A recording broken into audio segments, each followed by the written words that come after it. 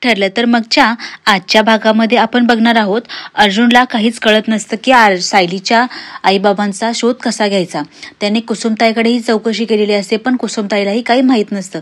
त्यामुळे तो खूप टेन्शनमध्ये असतो. तो स्वतःसोबतच बडबडू लागतो की आता काय करायचं, काय केल्यानं मला तिच्या आईवडिलांबरोबर पोहोचता येईल, तिच्या आईवडिलांबद्दलची माहिती मिळेल. खूप विचार केल्यानंतर त्याला एक आयडिया सुचते. तो म्हणतो मी तिला बाहेर घेऊन जातो आणि सायलीला तिच्या बालपणीच्या आठवणी विचारतो. म्हणजे माझ्या आणि तन्वीच्या आठवणी सांगता सांगता तिच्याकडून तिच्या बालपणीच्या आठवण काढून घेणे हाच एक आता याच्यावर माझ्याकडे मार्ग राहिलेला आहे असं म्हणून तो तयार होऊन सायलीला बाहेर घेऊन जातो.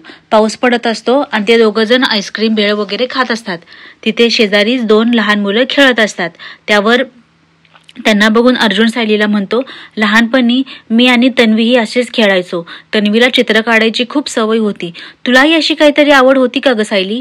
त्या लहान मुलांकडे बघून सायलीला तिचा भूतकाळ अंधुकसा असा आठवतो.